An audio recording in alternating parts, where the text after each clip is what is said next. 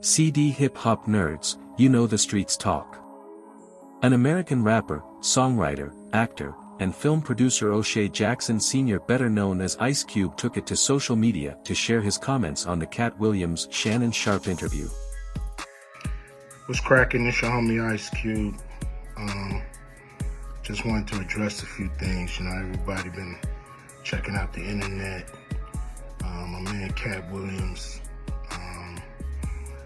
First of all, I just want to say, we shot that movie over 20 years ago. So, people have different perspectives, and it's been a long time. I also want to say, every comedian that I've worked with, every comedian that I've put in a movie, I only put them in the movie because I thought they was funny. I thought they was perfect for the part. I tried to put them in a position to win. That's what it's all about, I look at from, Chris Tucker and Bernie Mac and Mike Epps, Katt Williams,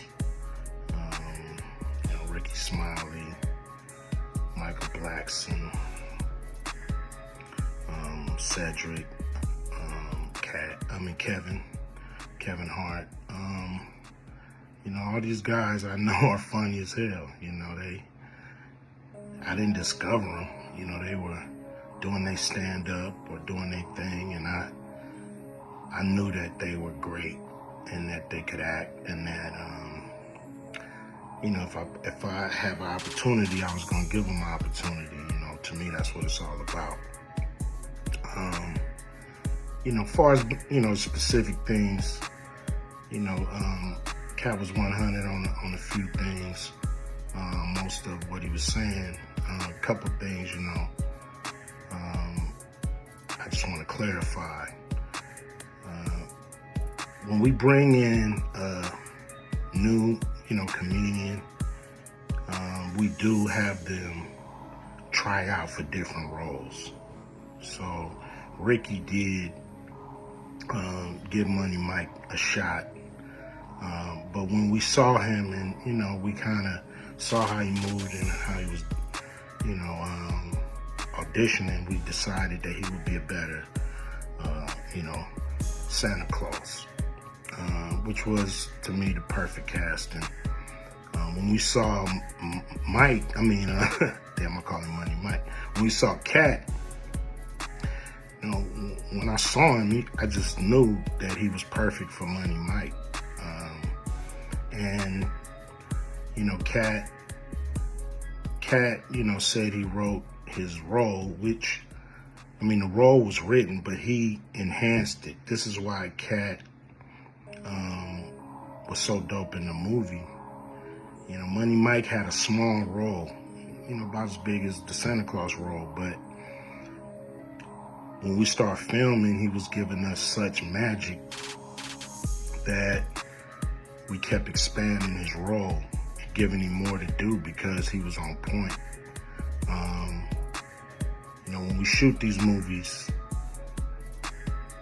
for one, the scripts are fire, or they wouldn't even do it. The scripts are laugh out funny.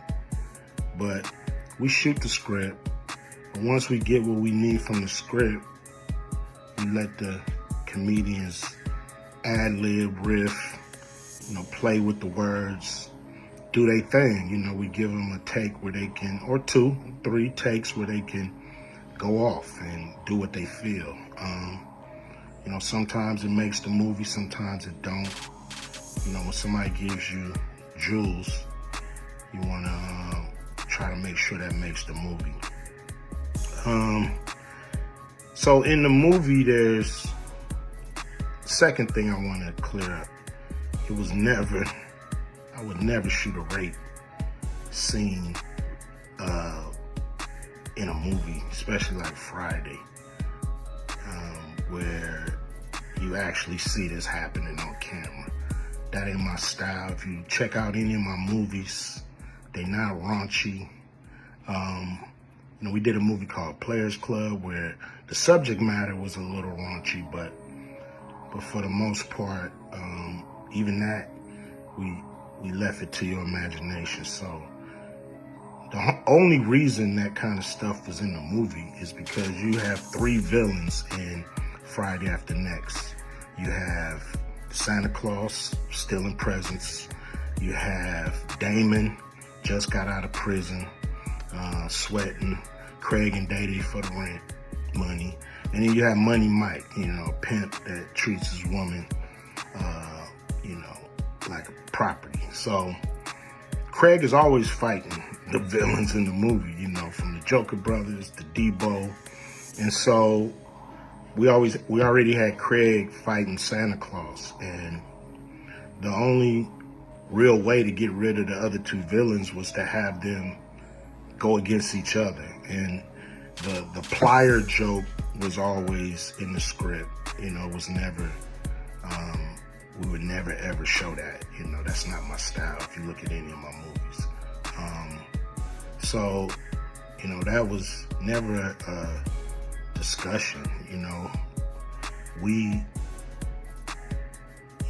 at that point in everybody's career, we would listen to a certain extent, but we wasn't gonna change the movie for any actor. We do what we feel, and if it was a rape scene, it would have been in the movie. There was no reason not to shoot it.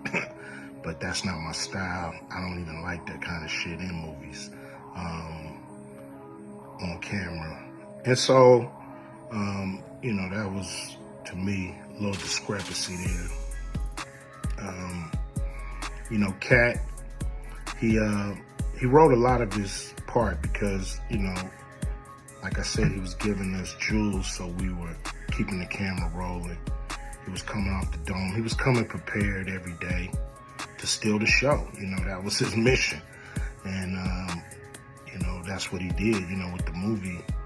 And it launched his career, And I'm proud of the movie. I'm proud of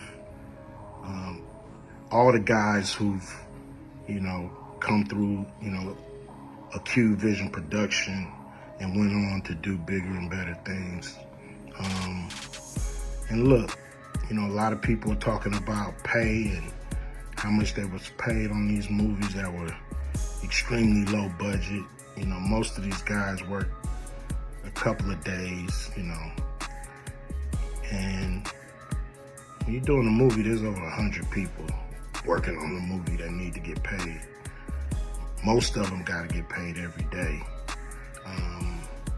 And there's pre-production and post-production. Even after you finish with the actors, you got to pay editors and sound people. And my movies are all about quality, so most of the money go up on the screen. I'm not giving you no bullshit. I'm not giving you no low budget, shit you can laugh at because it's so cheap. So, we try to put all the money on the screen. And so any actor that's mad at what they got paid, just look at what you was doing. Look at where your career was at the time. Take a look at where it is now. And Friday has something to do with that, I believe. And I put a lot of people in movies, but they ain't never put me in a movie. So you can take that for what it's worth. You know what I'm saying? I've given a lot of these guys opportunities. And I still act, so I'm waiting for a call. I ain't got to produce everything or write everything. I got love for all the comedians that I've worked with.